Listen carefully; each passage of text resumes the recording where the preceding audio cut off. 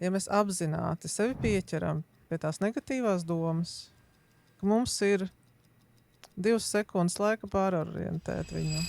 Smadzeņu struktūras, kuras apstrādā negatīvās emocijas, viņas aizņem plašākas zonas nekā smadzeņu daļas, kas apstrādā pozitīvās emocijas. Tāpēc mums ir arī savā ziņā vieglāk ieslīdēt negatīvajā un grūtāk pārprogrammēt sevi uz pozitīvo. Jo tas, kā mēs pārvaram stresu un pārkāpjam pāri un ejam tālāk, tam arī ir nozīme, ja mums pieaugušā vecumā ir kaut kādas neveiksmes. Ja? Tad, ja man ir bērnībā bijušas drošā piesaistē, drošas tā sajūta mājā, tad man ir vieglāk kā pāri tām grūtībām. Vieglāk pārslēgties no negatīvā uz pozitīvo. Tā kā šī agrīnā dzīves pieredze nosaka to, kā mēs tiekam pāri dzīves grūtībām.